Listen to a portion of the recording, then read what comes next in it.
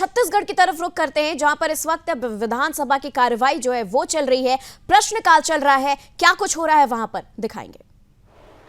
और मैं जो आंकड़ा बताया आपके परिशिष्ट से, उसमें अंतर है, लाभान्वित और उन चारों को जोड़ दो तो उसमें अंतर है। इतनी लंबी भूमिका में आप जैसे विद्वान सदस्य एक नए मंत्री से आप भूमिका कम करिए और छोटा सा प्रश्न करिए। तो मैं एकदम छोटा सा कर देता हूं बस। इसमें आधार मैं किसको मानूं ये भर पूछ रहा हूं मैं आपसे। चलिए मैं आगे बढ़ जाता हूं। चलिए हाँ ठीक, आप अपने अधिकारियों से पूछ लीजिए। चलिए इसके बाद वाला प्रश्न कर लीजिए। इसके बाद वाला आपके ध्यान में लाने के लिए बताया, ऐसा मान लीजिए। ठीक, छोटा छोटा प्रश्न करिए। हाँ बिल्कुल छोटा छोटा। ये 2011 की जनगणना के बाद माननीय अध्यक्ष महोदय, जनगणना कब होगी अभी अनिश्चित, लेकिन दिव्यांगजनों के बारे में जिस जिस चीज में आप पढ़ेंगे तो कार्यवाही जो है सही नहीं है। पिछले सरकार में भी, अभी भी, चाहे वो बैकलॉग भर्ती के हो, सीधी भर्ती के हो, चाहे समाज कल्याण के विषय हो, इसलिए मैंने स्पेसिफिक इसमें लगाया है। आपने जो 22-23 में घर घर जाके सर्वे किया, तो वो किस पद्धति से आपने सर्वे किया, उसको कितने लोग मिले और क्या उसके सर्वे 2011 के बाद आप कितनी अवधि में करवाएंगी, इसके कोई नियम है क्या?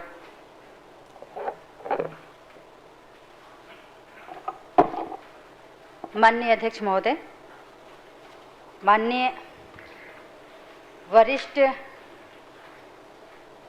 विधायक ने, माननीय सदस्य ने जो क्योंकि इनको विभागों की, वो एक ही विभाग नहीं सभी विभागों की जानकारी बहुत गंभीरता से लेते हैं और सवाल भी उसी हिसाब से पूछते हैं, तो मैं इसको सही मानती हूं कि हमारे विभाग में जो कमियां होंगी उसको बताने का भी काम कर रहे हैं। साथ में रही बात माननीय अध्यक्ष महोदय, माननीय सदस्य ने जो जानकारी मांगी थी कि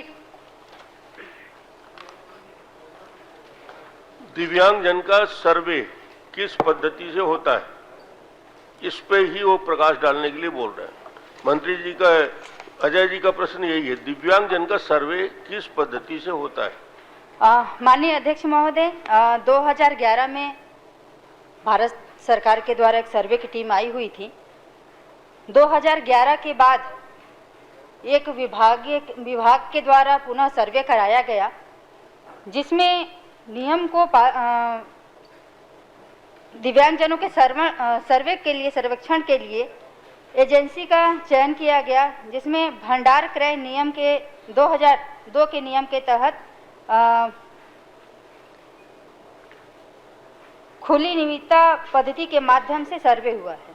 चलिए ठीक। माननीय अध्यक्ष महोदय, खुली निविदा के माध्यम से हुआ हो उसको भी मैं छोड़ देता और आगे जो प्रश्न छूट गया था उसे पूरा कर दीजिए। 22-23 में आपने सर्वे करवाया है, अभी 25-26, तो मैंने ये कहा कि अद्यतन सर्वे करने के लिए कोई नियम निर्देश हैं क्या? उसकी पृष्ठभूमि में मैंने बताई कि लाभ नहीं मिल रहा है दिव्यांगजनों को, तो 100% लोगों को लाभ मिले, जैसी पात्रता है योजना की वैसी, तो उसके संबंध में आपके क्या निर्देश हैं? और इसके बाद एक छोटा सा और पूछूंगा, बस फिर बंद कर दूंगा। माननीय अध्यक्ष महोदय, अभी कोई नियम नहीं है ऐसी, लेकिन विभाग के द्वारा सर्वे कराया गया है और जैसे ही उनको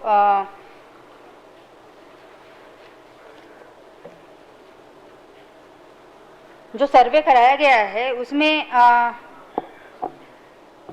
उसमें अगर सर्वे के आधार पर अधिसूचना प्रकाश कराने के लिए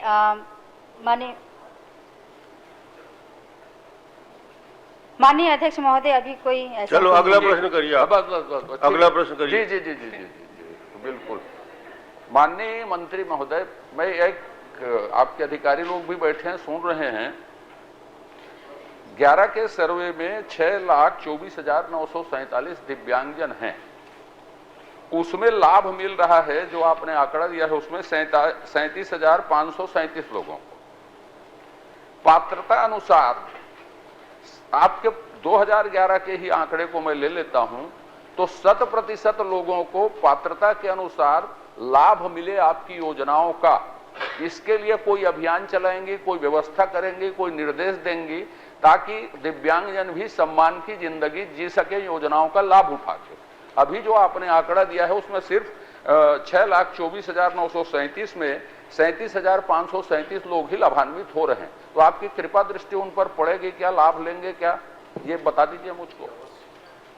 माननीय अध्यक्ष महोदय, इसमें जो आंकड़ा दिए हैं सर्वे के आधार पे 6,24,937 दिव्यांगजन हैं, जिसमें सर्वे के आधार पे हर कैटेगरी के लोग आते हैं और कैटेगरी के हिसाब से वो चाहे दिव्यांग हो, दिव्यांग भी कई प्रकार के होते हैं, उनको उस हिसाब से उनको लाभ मिल रहा है। नहीं, मैंने कहा पूरे को लाभ मिले।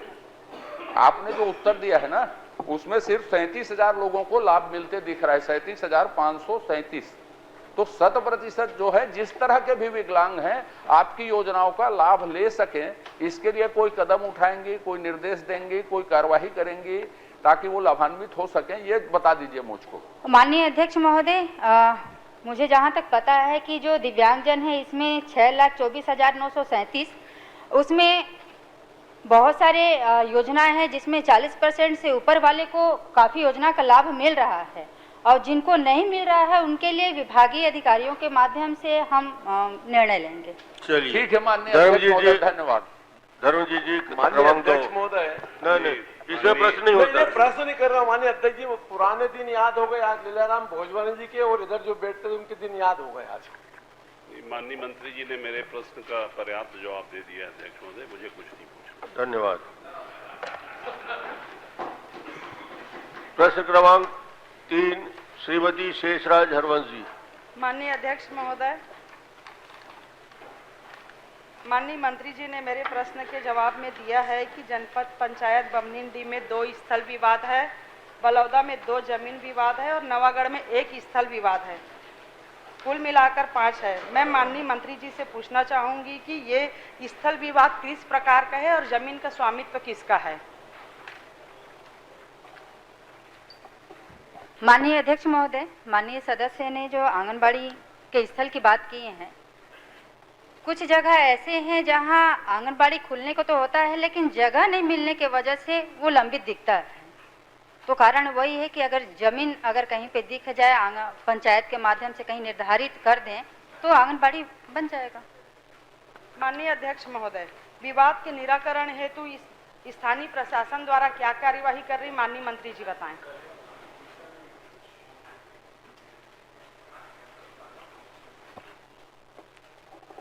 माननीय अध्यक्ष महोदय, मैं सदस्य का बात थोड़ा सा नहीं सुन पाई, रिपीट करिए आप। स्थल विवाद के कारण स्थानीय प्रशासन उसका क्या निराकरण कर रही है, आप बताएं। माननीय अध्यक्ष महोदय, मैं इस बात को पहले भी कही कि स्थल के निराकरण के लिए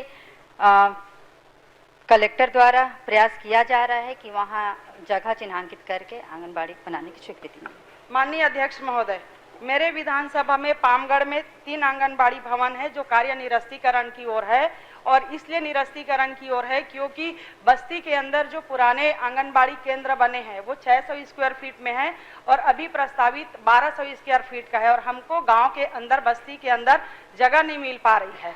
तो इसके लिए क्या उचित कोई प्रावधान है कि गाँव के अंदर उसको कैसे बनाया जाए। माननीय मंत्री जी, नहीं, उन्होंने कहा ना कलेक्टर से बोल के स्थान का चयन करेंगे और चयन हो जाए या आप कोई सुझाव देती हैं दूसरा आधार पर बन जाएगा। उन्होंने दूसरा प्रश्न कर लीजिए। माननीय अध्यक्ष